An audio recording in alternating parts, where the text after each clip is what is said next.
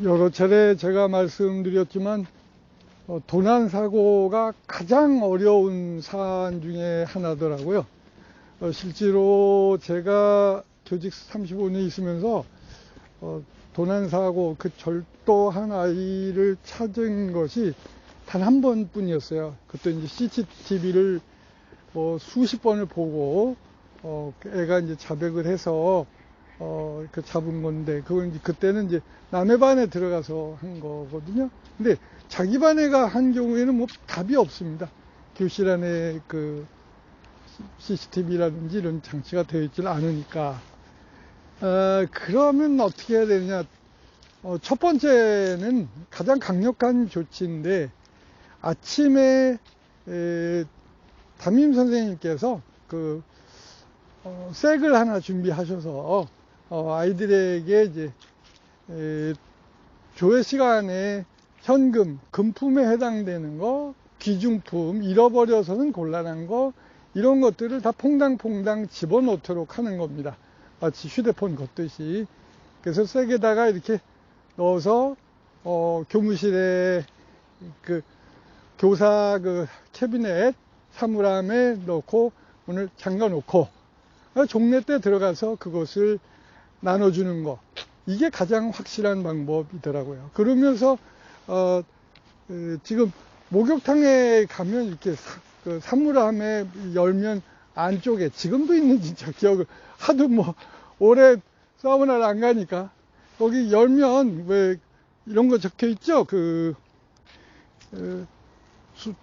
주인에게 맡기지 않은 귀중품은 책임지지 않습니다. 상법 제4 조.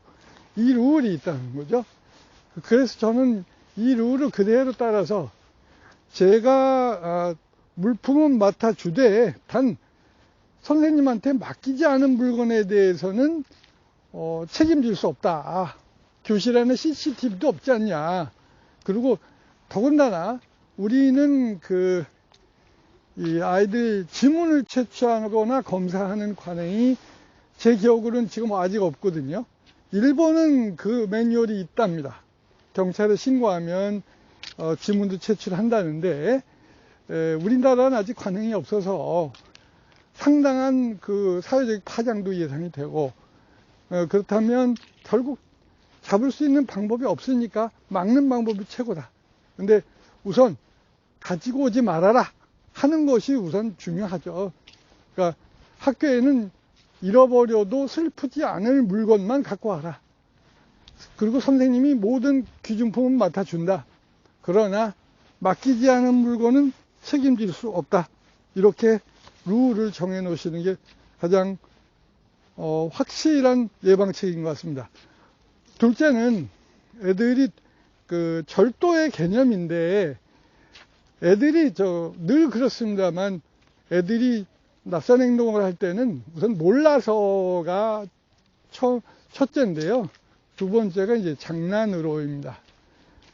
장난이었다. 그러니까 어떤 장난이냐. 애를 놀래키려고 그 물건에 이동했다. 그러면 애가 놀랄까봐 숨겨놨다. 이런 걸 장난이라고 합니다. 근데 이거는 확실히 개념 교육을 시켜주셔야 하는데, 주인의 사전 허락 없이 물건을 옮기는 것 자체가 절도입니다.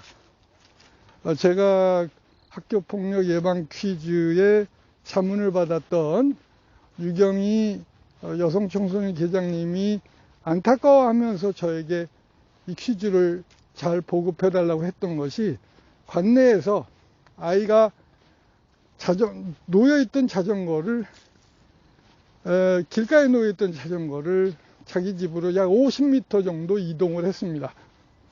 그래서 자전거 피해다 고물상에 바꿔먹으려고 했을까요? 그런데 그게 CCTV에 걸려서 그 아이가 절도범이 된 겁니다.